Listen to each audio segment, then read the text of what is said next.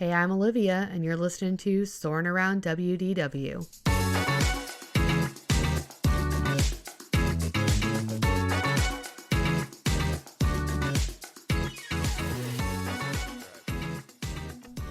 Happy Wednesday, flight crew. I am joined again today by my husband, Maddie. We are back from our 2-week adventure to California.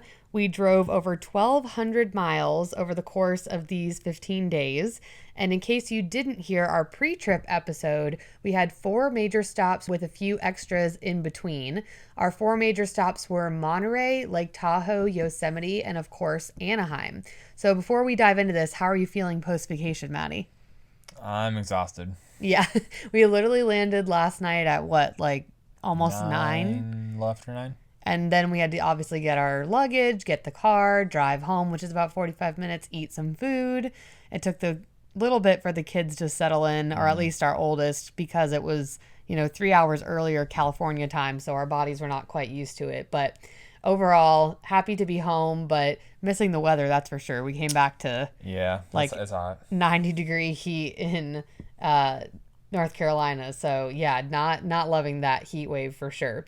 So wanted to kind of get into a trip recap on Instagram. I kind of asked what y'all wanted to hear, and a lot of you guys voted for the entire trip. So I'm going to kind of divide it up into our trip, how we packed, how we traveled, things that we learned versus what we planned, and then break down our days, obviously, at Disneyland in particular in a little bit more detail, because that's what y'all are mostly here for.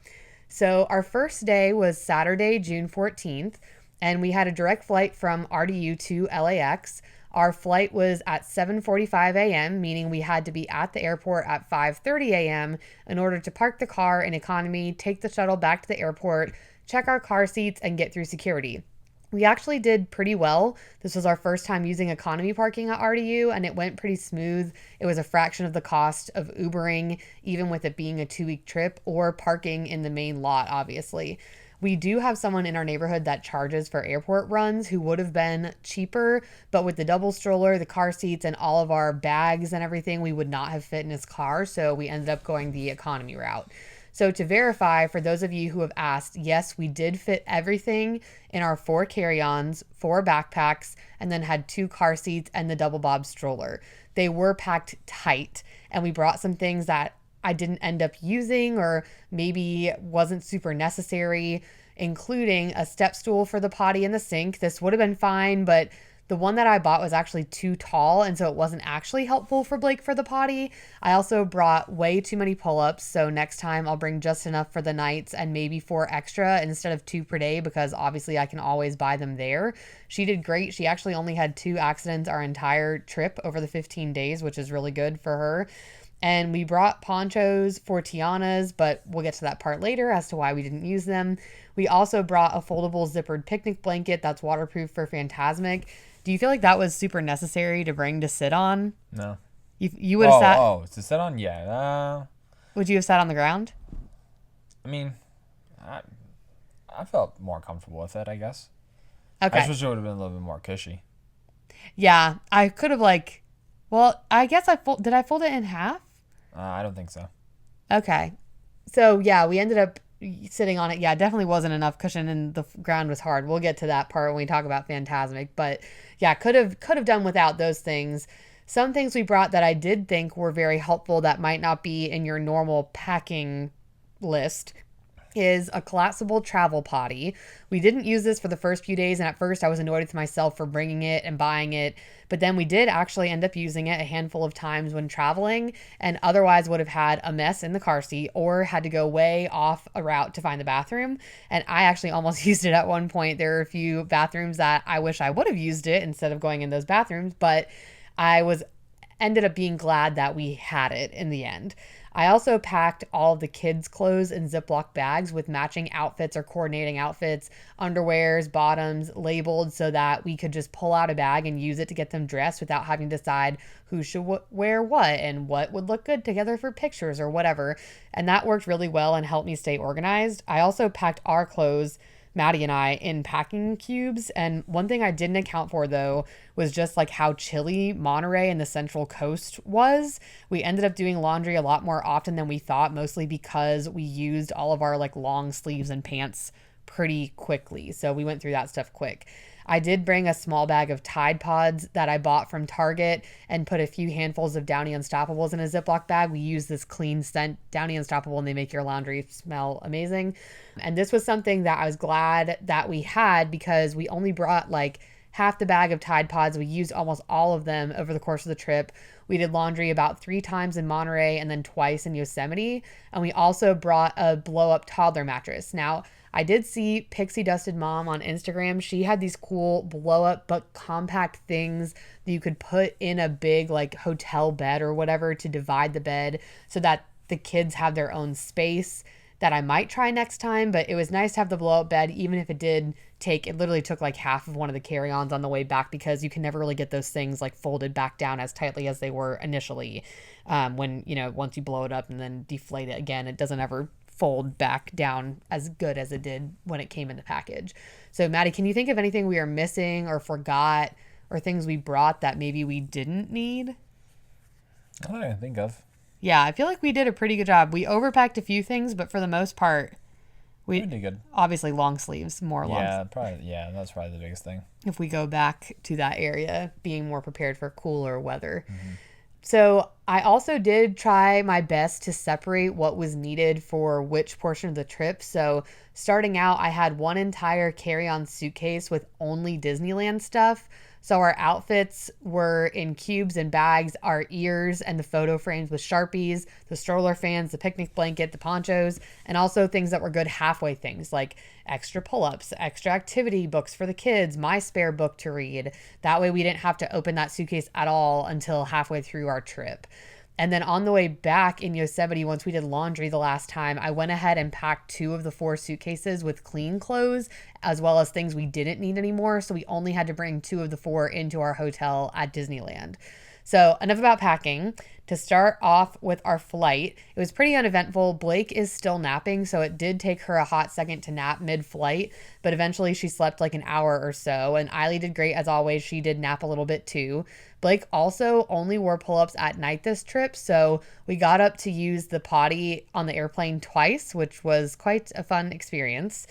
We are trying really hard not to put pull-ups on as a backup. Number 1, because it makes it confusing for her, and number 2, because she really hates them. She does not like to wear pull-ups. She's always been like uncomfortable in a pull-up, even if it's not wet or soiled. She just does not like it. So it's a battle to get her to wear one sometimes. So we decided just to do that battle at night, which ended up being fine. And otherwise our flight was pretty straightforward, right? I mean, it was nice not to have a layover, and having the Delta space and professionalism was nice. Not having like some budget airline that far would have been long. Yeah, it was pretty smooth. Yeah, there's really nothing like major on the way there that happened. Yeah, no. So once we landed in LAX, we had to get our bags and head to the rental car. And immediately at baggage claim, I dropped my favorite Llama Littles 40-ounce tumbler out of my backpack and the handle broke off, and I was devastated. But it was still usable without the handle, so more on that cup later. Then we had to take the shuttle bus to the rental car center to get our car from Avis. So, Maddie, describe getting on this bus to the rental car center. It was a struggle, I guess, with how much that we had. Yeah, I can't think of the times we've traveled in the past, kind of how much stuff we had, but we just had, it seemed like an exuberant amount of stuff to kind of get on. And obviously LAX is a very busy airport, right? So there's a lot of people that are trying to kind of go to the same place as you are. So I would just say it was very busy. But we made it. We got there. I don't know how else you would describe it. I mean, yeah, very busy, and trying to get onto a bus there was no real like system. Like you show up, it's this long stretch of area where buses just like pull up like wherever they want to. And so we thought like, oh, there's going to be a stop that says Avis and whatever, like multiple places at once or whatever. And so we would just like line up, like get in a line. And then the first people would go, the second people would go, we would go. But of course, that is like definitely not how it happened. And so we get there and it's really just like a total free for all. Like you get there, you're lined up, you're ready to get on the bus. We had all our stuff and there were people that had been waiting there before us. And literally everybody just like bombards the bus. They just like get on the bus. They push everybody out of the way. They shove their stuff on. And some of the buses, like this was not the first stop. So like some of the buses at this point were already full. So then we were like, okay, we can't fit on that bus or whatever. And I think it took us like 4 buses before we finally like figured out that you had to just be like super aggressive. So there was this couple that walked up and it was technically our turn. Like there was nobody else there to get on the bus. And they walk up and the bus comes and they try to like go. And I was like, no, listen, we've been sitting here waiting. This is the 4th bus that has come through. We need to get on this bus. It's mostly empty. Like you will get on the bus. Just let us get on the bus first. So I had to like put myself out there a little bit more. And they were like dressed to the nines in Disney stuff. So like I'm pretty sure they were going to Disneyland. But anyway, they were like not super happy with me, but I was like, no, we had like, there's no other way to do this. And we have so much stuff in the stroller and the kids and we all got on the bus. So it all was fine. Then we had to sit next to them and they, you know, weren't whatever, super friendly, but it's okay. So yeah, that's basically how it worked from getting onto the bus at LAX. And it's an experience. I think the thing is like at other places, like in MCO in Orlando, it's within the airport. So you don't have to take a bus somewhere else. You just have to walk and like find where the rental car place is in each terminal, and each terminal has their own. And then in Tampa, which we fly into a lot, there's a little like tram thing. Like it's not a bus. You just like get on it. So I just feel like this was like way harder to navigate, especially with the kids. Yeah, I mean, it's just a big city, right? So a lot of people, and you know, I feel like the systems were good. I feel like it wasn't like super challenging to navigate. I was kind of worried when we first got there because I just remembered it when we went there, you know, previously. Obviously, it was like, you know, midnight or something, and I think we were walking from a domestic to an international terminal, and there was construction going on. So I had this like vivid memory in my head of just it like walking outside and just being absolutely crazy. I think too, like part of my maybe anxiety just came because I just came from Atlanta a few weeks ago at a conference, and when I got there I was just shocked that airports nowadays have entire sections at big cities that are just strictly like dedicated to like Ubers and Lyfts and stuff like that. So I was just having this experience going to LA of like just being super overwhelmed, but I was, you know, very surprisingly pleased how easy it was to navigate. Yeah, I mean, it definitely, and I think it looked like they were building like some kind of tram or train that was going to go from the airport to this new like rental car center so you didn't have to do the bus. Isn't that what it kind of looked like? I honestly don't remember that part. Oh, like right by the rental car thing? And I was like, oh, look, they might be building like a train stop here. Maybe. Okay. Yeah. That could just be a train stop and nothing to do with the actual like tram system. I mean, it's like a city train or something. Maybe, but it would be nice if it went right from the airport to the rental car place. So yeah, the Tampa one is really easy to navigate. So super easy. And Orlando's right in the terminal. So that's like, it's kind of hard to find, but it's like you don't have to get all your stuff on a bus. So unless you mess up where you're going, like I did one time. Oh yeah, Orlando can be a little confusing. I got on the train to go somewhere, and it was an employee parking lot. Oh yeah. Well, they did have like a lot of construction. They still do have some construction, like at MCO and stuff. But yeah, so once we dragged all of our belongings and the kids across this huge parking garage where the rental car place was, we are Avis preferred. So this should go as easy as just finding the spot and driving away in the car. That's what is supposed to happen. That's what's happened the last 5 times we've rented with Avis ever since our annoying situation in California a few years ago. Well, we get to our spot and we're like G42 or whatever. And so we drag like, again, all the stuff to G42, have the kids, they're tired, they're hungry, like whatever. And it was empty. And so I was like, Maddie, stay put. And I went to go find a customer service person. So the first person was like, go to this other desk because you're preferred. So she's like, walk down that way. There's another area that's for preferred. So I walk like 1/10 of a mile to that desk. Then they tell me, go outside to the guy that's standing at this like little kind of looks like a valet desk thing. And there was this super nice family whose car also wasn't in their spot. And we were talking while the guy at the desk was working on something else. And they let me just go ahead of them, which was really, really nice. Like, you know, I said I was here with my kids and I left them in the spot and whatever. And they were like, oh, yeah, our car wasn't here either. And so I told the guy that our car wasn't in the spot. And immediately he was just like, show me your reservation thing. Okay, here you go. You want the Mazda or that red car? So we took the Mazda, which was great. And then I drove the wrong direction through the parking lot to get to Maddie and the kids. And we loaded up the car. And we honestly barely fit with all of our stuff, but we made it. So this was technically an intermediate SUV, not like a full-size SUV. We are supposed to have like what we paid for or whatever was like a RAV4, but then they assigned us to like a Jeep. Was it Compass? I don't remember. Maybe, yeah. Because it wasn't anything. And you were like, what is that? Is that like a small? Because Maddie drives a Jeep Liberty. So he's like, is it as small as the Liberty? Because we ain't going to fit if that's the case. But yeah, so then we got there. It wasn't there. So we got the Mazda. And I think it was a CX-50. And before we've had a CX-90, which is much bigger and like has a third row and stuff. But yeah, it worked. Then we headed down to Santa Monica Pier and we ate at Seaside on the pier. It was pretty good. What did you think about that restaurant that we ate at? I thought it was solid. It wasn't super pricey either. Of course, I think I was just super hungry too at that point. Yeah. We were like we landed at noon there, which was like, you know, technically 3 o'clock. Wait, no. Noon there, which was like, no, 9 there. Was it 9 there? Yeah, because we left at 7. Yeah. So okay. That would have been like noon at home. So by the time we got to the restaurant, it was like noon. So like 3 at home. So we were pretty hungry by that point. But then we went to pay way too much money to do the Ferris wheel on the Santa Monica Pier. I think it was like $15 a person.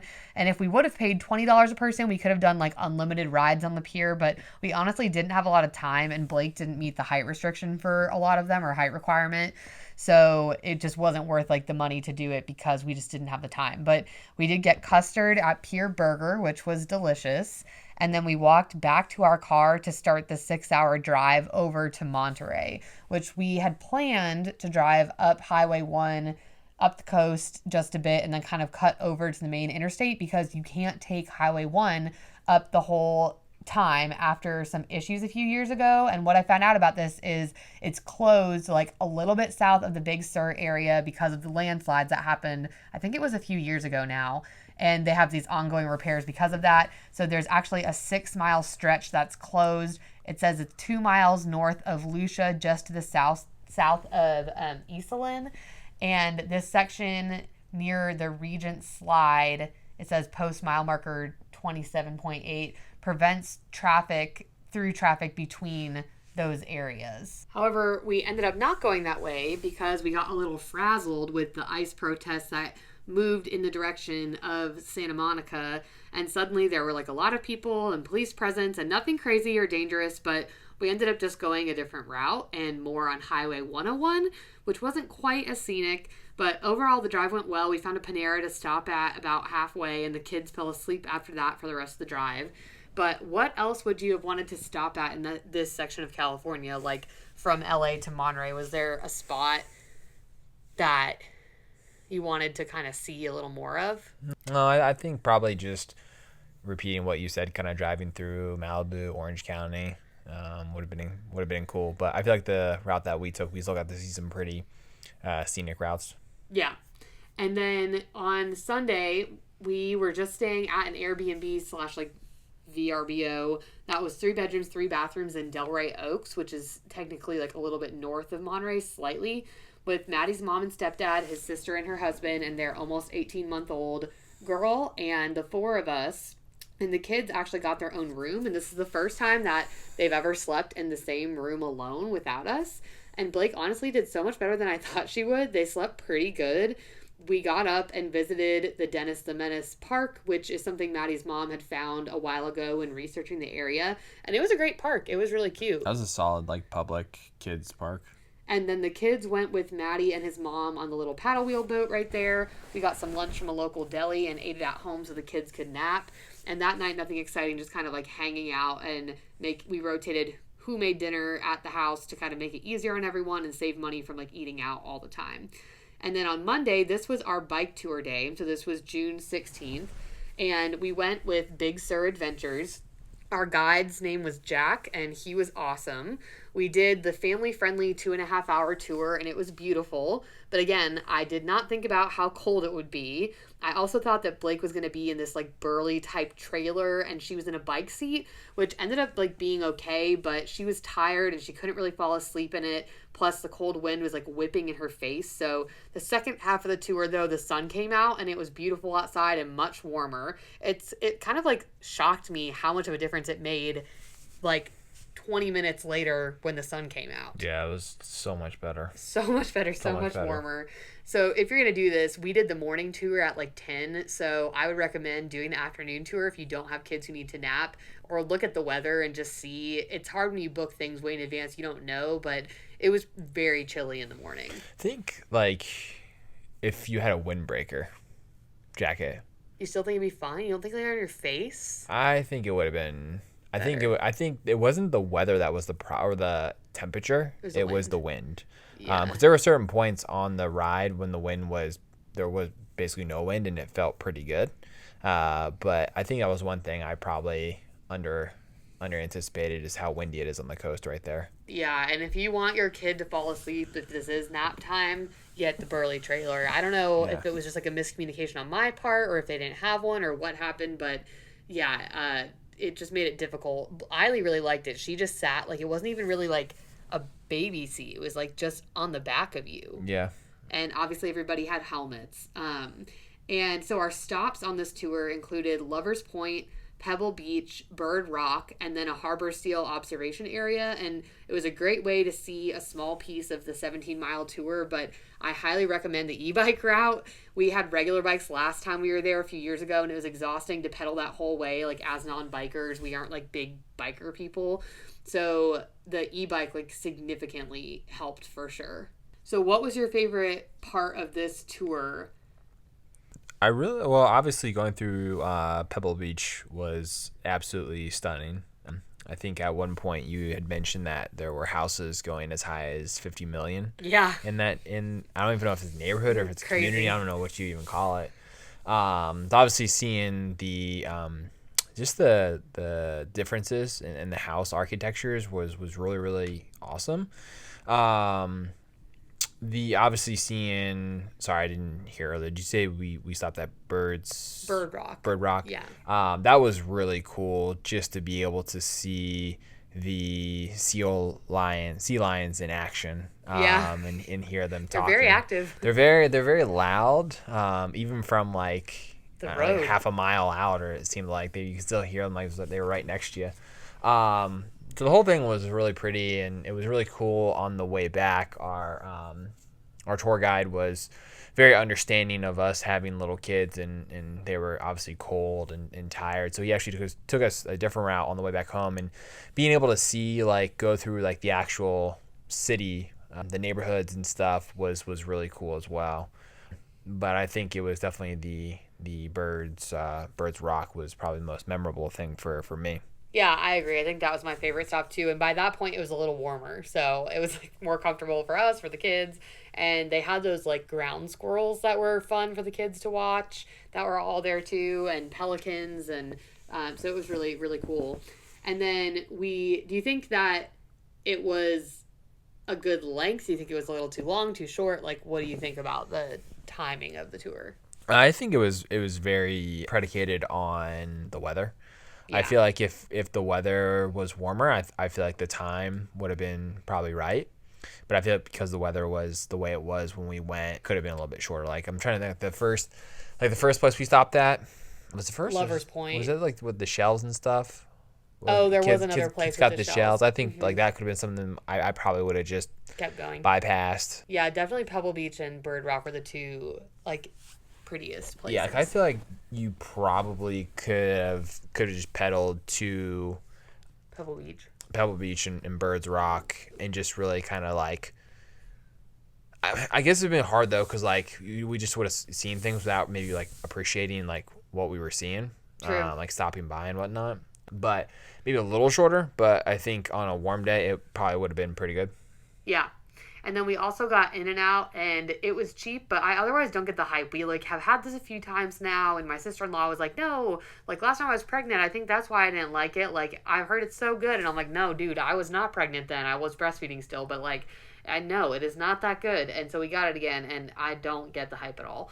But don't hate me. I honestly think McDonald's is better, truly. But the shakes were good at In-N-Out, and again, it's very cheap. But I don't get the hype about that restaurant. The line was always like crazy long coming out of that drive-through. So yeah, and then Tuesday, June 17th. So this was our Monterey Bay Aquarium Day, and we had heard amazing things about this aquarium. So we've been looking forward to it, and in particular the sea otters. It is a pricey aquarium. Adults were about $65 each, so we really wanted to get our money's worth. And immediately when we walked in a little after 10, Blake was just like all out of sorts. She didn't want to stand and look at or watch anything. She just wanted to run around the entire aquarium. And I think the time change had really gotten to her at this point. And normally it would have been her nap time at home. And so we saw the otters briefly and spent about 2 total hours there. So still made like decent time. The views outside were amazing. The aquarium itself has some cool and unique things, but we really have just been super spoiled with like non-crowded aquariums in North Carolina, or we just like go at the right time of year or something. So the crowds and the chaos of Blake melting down like kind of made it hard for me to enjoy as much as I probably would otherwise have. But overall, I'm glad we did it, but it wasn't my favorite thing. I thought that was going to be like the highlight of the entire week. But what did you think about the aquarium, and like what was your favorite part? I mean, it's a very like well kept, and I think it's a pretty good design aquarium.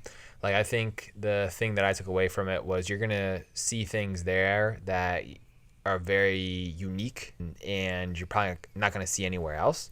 Like, for example, there were these like tiny little jellyfish. I think they're called like rainbow jellyfish or something, that were like kind of like lighting up in almost like a variety of colors that I had never seen at any other aquarium that I'd been to in the past. But like you were saying before, I think, you know, with having lived in Florida and kind of seeing the Tampa Aquarium, and then having been to Tennessee a bunch of times and gone to the Chattanooga Aquarium, I just think those are fantastic aquariums as a whole. So I think too, like, with having seen, was it Finding Dory, you like have this like image in your brain, and I don't know, I feel like if you've seen that movie, then you like hype it up so much, and I feel like it didn't quite live to the hype of what the movie kind of portrayed it as. Yeah, I agree. I think it was cool, and it was very well kept. It was clean. It was a pretty good layout of everything. It was big. We could have probably spent another hour there if we really were like taking our time, but it just, it wasn't what I had expected in my head. Maybe it was Finding Dory. I don't know. Maybe it's just like what we've heard from other people, but I just didn't live up to the hype for me. So what was your favorite animal that you saw, or what was something that you thought they might have more of, but like they didn't?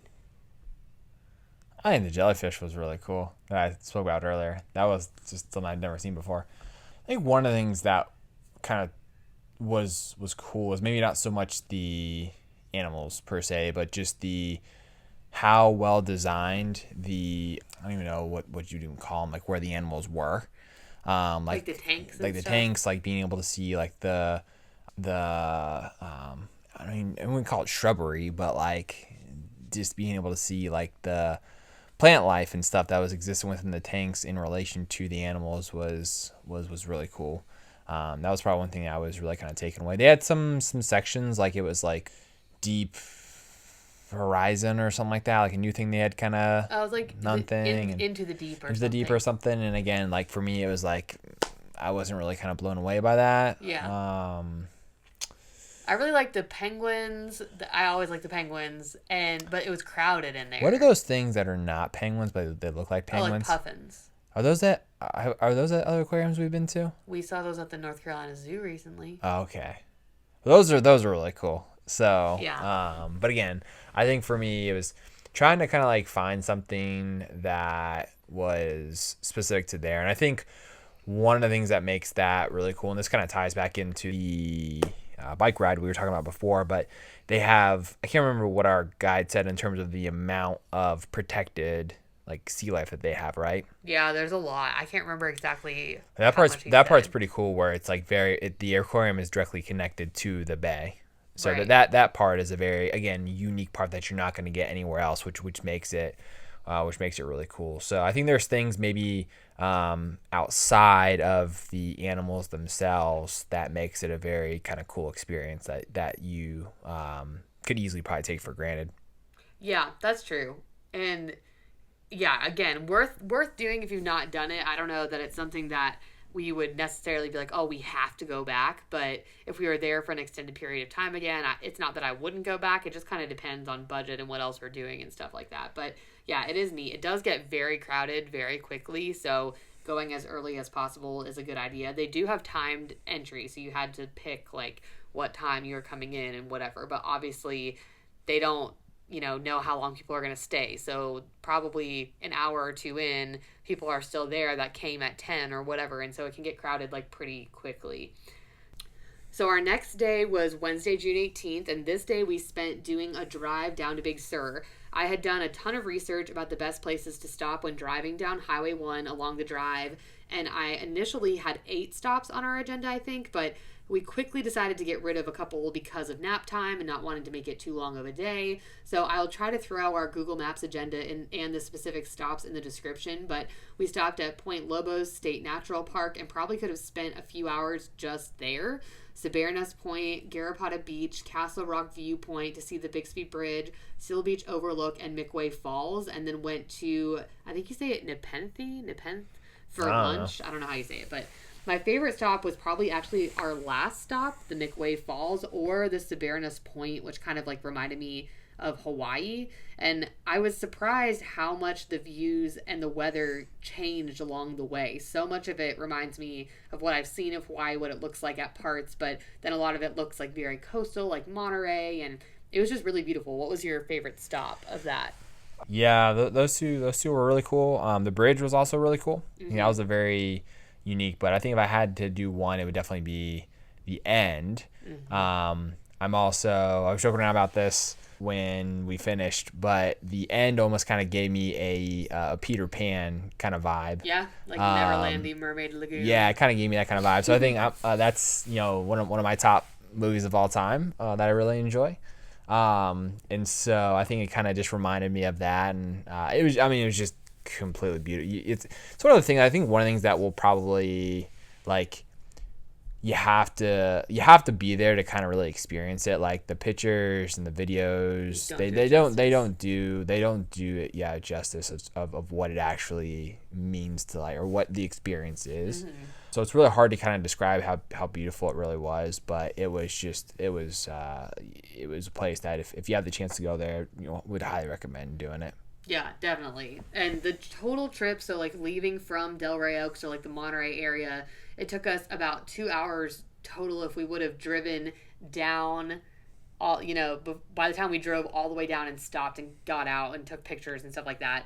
And then it was an hour back from where we ate lunch back to the house. So you want to do the stops north to south because the overlooks are on the right side of the road. And the only one that would have worked the other way easily, like going south to north, was Point Lobos because it was like a park that you actually got out, like a state park area. You got out and like parked and stuff like that, like in an actual space, and then walked a little ways and leave early. We started, I think, at like 9:30 or something like that. And by the time we came back through Point Lobos, like after we got there, took about 20 minutes to get there, parked, walked around, and we're leaving at like 10:30. The parking was already full and people had to park and walk pretty far. So that's definitely something I recommend, is starting early. And then Nepenthe itself was actually worth the drive. I honestly would have like driven there just for that restaurant and that view. It's this beautiful restaurant kind of situated on the cliffs with this amazing view of the forest and the ocean, and the menu is very limited, but they did have kids items too, so everyone found something they liked, and we have a lot of picky eaters in our group, myself included. So what did you get there, Maddie? A shrimp BLT. Oh yes, that's right. And it was fantastic. Yeah, you were kind of like not sure. Yeah, I wasn't sure. Last time I went to California, it was like the food was kind of hit or miss. Yeah. So I was a little like weary of the food this time around, but actually was one of the better meals. Yeah. So it was delicious and some beautiful views and a beautiful drive.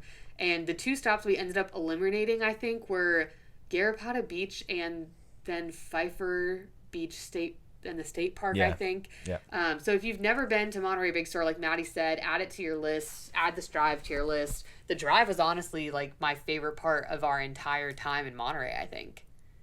Yeah. Definitely getting to that last point was fantastic for sure. And then if you have been to Monterey but haven't done the actual drive, you should do the drive. Go back and do the drive, because we went to Monterey last time and I feel like we saw like a fraction of the area. We were really only there like one full day, but we didn't get to see as much. Like the Cannery Row was like very cute, and we'll talk about that in a little bit. But yeah, so I definitely liked it. And then on Thursday, June 19th, this day we went back to the Dennis the Menace Park, spent some time down in Cannery Row, which is very touristy, but has a lot of cute shops and restaurants, beautiful views. If you don't want to go the Airbnb route, if it's too expensive or you just don't need that or you have hotel points or whatever, the Intercontinental Monterey right on the water is gorgeous. And last time we were in Monterey, we stayed at the Portola Hotel, and that was super nice as well. So definitely add this, place to visit, whether it's Airbnb, hotel, whatever you want to do. And then Friday, June 20th, this is the day that we headed up to Lake Tahoe. But first, I wanted to stop in San Francisco to show the girls the Golden Gate Bridge and to go to the Walt Disney Family Museum. So for all of our listeners, this should be a must-do if you're ever in the Bay Area. It is such an amazing homage to Walt Disney, his legacy, his life's work, and they have so many really cool pieces of history on display.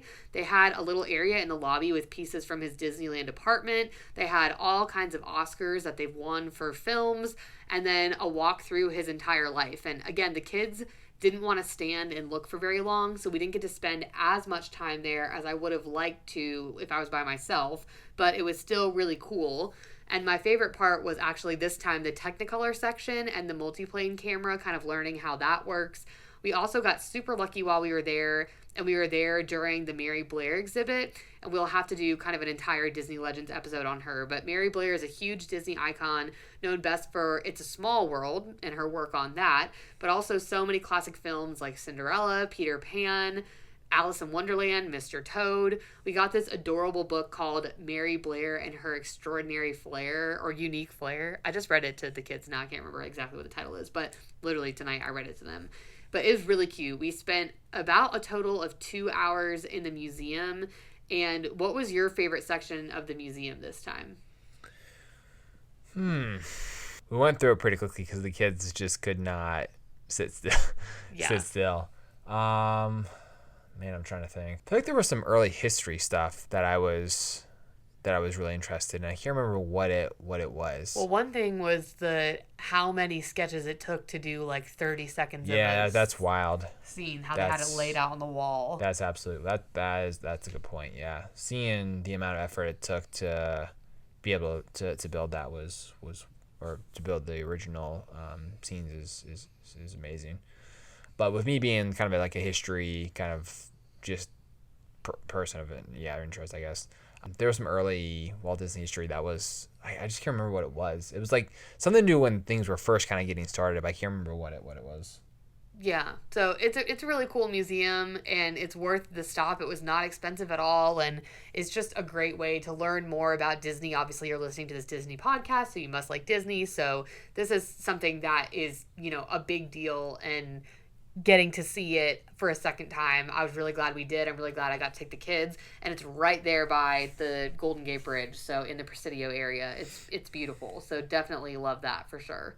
So we just watched The Princess Diaries for Maddie's first time, and the episode about that is coming soon, but I wanted to stop by the house that is the front of Grove High School, since it was right outside of the Presidio area, and it's a gorgeous house that was really cool to be right where Anne Hathaway filmed this iconic movie years ago. And we can kind of talk more about your thoughts about it when we do your episode of The Princess Diaries, but that was a cool place to stop.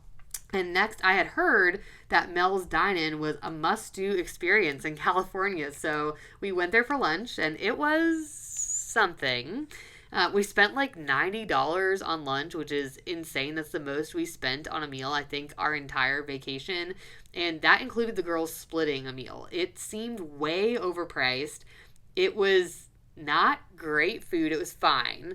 the experience was cute. Like, it was a cute little diner. They had jukeboxes, or you got to put your quarter in and pick your song and stuff, and that was neat. But Maddie, like, didn't even get the right food, we don't think, and it wasn't very good. And I don't know, just like, it was not great. What did you think about it? Yeah, it was an underwhelming experience for sure.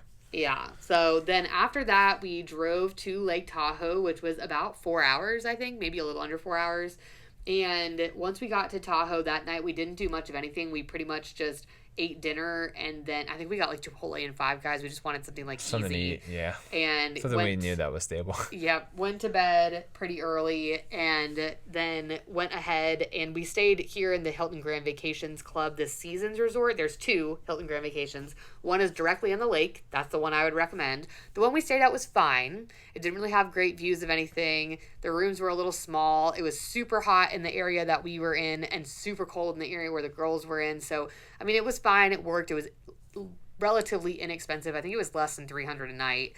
And the other one was like way more expensive, but I would splurge for one that's like on the lake or closer so you can have that view. And we got up the next morning, so this would be Saturday, June 21st, and we did the MS Dixie tour on the lake. And this was like a 2-hour tour, maybe a little over 2-hour tour, where you went out to Emerald Bay, kind of learned about the history of Lake Tahoe, and then circled back around and came back. And it was very unseasonably cold in Tahoe while we were there. Like, a cold front had just come through, and the morning was like 36 degrees. And by the time we got on the boat, I think it was in the high 40s. It didn't feel quite that cold, but again, it was a lot colder than I had anticipated. So this was not something that, you know, we sat outside on the deck for a little bit on the way out. But then by the time that we got out to Emerald Bay, we went downstairs and kind of sat inside. And this was, again, something that was probably like an hour too long for us or for the kids. It just, everybody on the way back was kind of exhausted and just ready to be done. But what did you think about this tour? I mean, I thought it was pretty. I mean, the challenge with the lake tour is you have to be able to get out to Emerald Bay, which again takes an hour to get out there, and then you have to get back. So, you know, it kind of is what it is. I think it could have been shorter if Emerald Bay was closer, but yeah, I think getting out there was worth the time. Yeah, it was very, very pretty once we got out there. And then that night, we just did like a low-key dinner. We got pizza, brought it back to the room, kind of just hung out and didn't do too much else that night. And then the next day, we got up and went to a park that was kind of close to the hotel and let the kids burn off some energy after we packed up all of our stuff. And we drove over to the Emerald Bay like lookout area. And this was very beautiful. It was well worth it. The roads were a little scary getting up there because there's like no guardrails and stuff, which we're just like not used to. But the actual views were well worth the drive. And I think it was like 30 minutes out of our way when we were supposed to drive, right? Mm-hmm. Yeah, so, it wasn't bad at all. Not terrible, and definitely worth the drive for sure. So we really enjoyed that drive and that part of it. There is an area to kind of hike down to Viking's home and the little castle thing, but we would have had to push the stroller and deal with all that, and we had all this stuff in the car already, and so we just decided to not do that and to just go ahead and start the drive down to Yosemite, which was our next destination. So in Yosemite, we were staying in the Rush Creek Lodge, which is technically in Groveland. It's a mile from that entrance of the park. And so it's not technically in Yosemite itself. Yosemite, if you have not been, it's extremely difficult to get reservations inside the park. And when I had looked, you could get either the Ahwahnee, I think is how you say it, hotel, which was very expensive, or you could get like a campsite in a tent. We are not campers. We do not do camping. We have camped like once. It's not our thing. And even the camping we did was not really camping. So we're just not into that. So we decided to not do that and stay at Rush Creek. And I actually really liked the hotel. I mean, yeah, it was nice. It was nice. It was expensive. I think it was like close to $600 a night for just like a regular size hotel room. But the actual resort, like they had a heated pool, which was actually warm. Like it was very nice. We went in right when we checked in that day, and the girls loved to swim. We had brought their puddle jumpers from home because they don't provide life jackets there. We've been spoiled with Disney resorts that provide life jackets for the kids, but yeah, so there were no life jackets there. And the only other thing that I didn't love about the resort is there was literally one option for eating. It was the restaurant, and the lunch and menu was very small. The dinner menu was, they had more options, but it was very expensive. So we had brought a lot of food from Target, and that was smart because we just had like peanut butter and jelly in the room, and different leftovers and stuff like that. There wasn't a microwave in the room, but there was one down by the laundry. And that was the other good thing, is there was like coin laundry right in the hotel, and it was fairly clean and stuff like that. So we did do laundry while we were there, which was nice. But yeah, we really liked the resort. So that day we just kind of hung out at the resort. And then the next day, which would have been, so this was Sunday the 22nd is when we arrived. So Monday the 23rd is when we went into Yosemite. And again, you either have to have a reservation, go in before 6 a.m. or go in after 2 p.m. Or you have to take the Yarts bus. And the Yarts bus is the public transportation bus that goes through like Mariposa, Groveland, to get to the park. And there's different lines. Our line was obviously the Groveland line because that's where we were. And so we got on the bus at about like 8 o'clock, and we got to the park at about 8:45. And the drive in, it took like 45 minutes or so. It was very beautiful once you got about 20 minutes in. Again, kind of scary being on this big bus driving through this park, but it was gorgeous. And once we got there, we had a little bit of time to spare, so we went to the Exploration Center and got Eiley her little Junior Ranger book, and then walked over to the Yosemite Valley Lodge, and that is where our tour took off. We did this 2-hour valley floor tour, which was basically like this kind of semi-truck tractor thing, like pulling about, I don't know what, like 100 people at a time. And we did this at 10 a.m. So that was gorgeous. So we got to see what are the big things that we saw? El Capitan, the Three Brothers, Brattleville Falls. What's the one that? Half Dome. We saw got to see it from a distance. Obviously not the same as hiking it. And then the tunnel view was was my favorite spot. So we got to see all of that, and we basically got off of the thing twice. At one spot there were restrooms. They did have water for everybody, but we timed it really well with the weather because it wasn't terribly hot. It was like 60s. By the end of the tour, we were like out of our jackets and warm and stuff like that. But the next day in Yosemite was crazy hot. So we did a good job, and also definitely recommend going during the week because our guide, Ranger Will, he said that it was incredibly busy like in the days prior. So what was your favorite part about this tour, the Valley Floor tour? Probably tunnel vision. Tunnel view. Tunnel view, yeah. Yeah, and Ranger Will was great. He was a great guide. He was very funny. We weren't really sure what to expect, but he was, he made it funny. He made it relatable. We learned a lot about Yosemite, which was really cool. And after that was done, we had some lunch that we had packed. We brought in a lunchbox with peanut butter and jelly, and I had a leftover, half of a sub from the day before, and we ate that kind of at the Valley Lodge area. And then we went into Yosemite again, like kind of into the walking areas, and we did the Cook's Meadow walk, which was like, I don't know, like a mile? Something like that, yeah. And then we did we did the lower Yosemite Falls, and that one did have a little bit of elevation, but that was like 1.2 or something. And at that point, Blake fell asleep in the stroller. Eiley fell asleep in the stroller for a little bit. Then Eiley finished her Junior Ranger book, got sworn in as a Junior Ranger, got her little badge pin, and then we headed back. It like had started to kind of rain, and we were a little nervous about the weather, but luckily it, stopped raining pretty quick, and we were able to get on the bus before like a downpour came, which ended up happening pretty much as soon as we got back to the resort, right? Mm-hmm. So then we got back to the resort, we had dinner, we went to sleep. The next day was our only like chill day of the entire trip. Initially, I had planned to do this like Jeep tour, but it sold out, and I think that was like a blessing in disguise because number one, it was expensive, and number two, it gave us a day to just kind of relax, and we got to take the kids to the pool again. They swam for a little over an hour.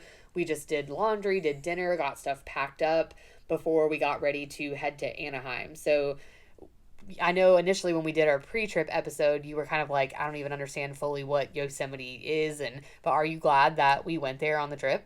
Yeah, for sure. Again, it's one of those things where if you haven't been, you just have to go to experience it. Like the pictures and the videos and everything, they just don't do the justice of going to the park. And it's just a really unique experience. It's beautiful.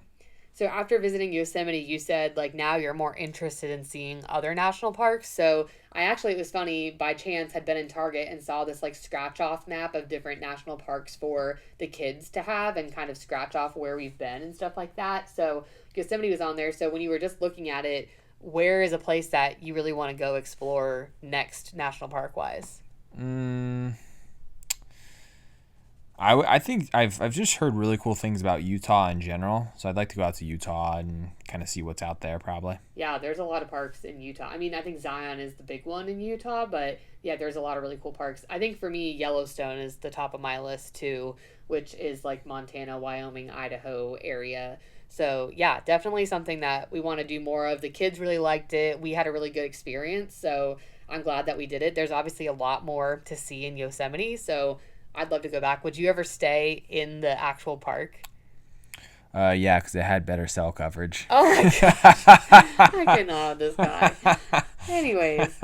Okay, well, that is it for this episode. We are going to split this in half and end up doing the second half to recap the entire Disneyland portion in another episode because it's going to be, a lot to talk about. So thank you guys so much for listening, and obviously check out the things that we mentioned, including, in particular, for the Disney fans, the Walt Disney Family Museum, and getting to see the Monterey Bay Aquarium, which is where Finding Dory was based off of. Just the entire Big Sur Monterey area was amazing. Yosemite was amazing. Lake Tahoe was beautiful. So we got to see some really great things. So if you have any questions about anything with our stay, anything more additional details that you'd like, would definitely love to just send us a message, a comment, drop us a DM on Instagram, whatever is best for you. But we will catch you guys next week with our entire Disneyland rundown. Thanks for coming back, Maddie. Thanks for having me. Hey, thanks so much for listening. If you enjoyed today's episode, be sure to give us a follow on Instagram at SoarinAroundWDW Pod, where we share fun reels, throwback photos, and dive into our old versus new debates.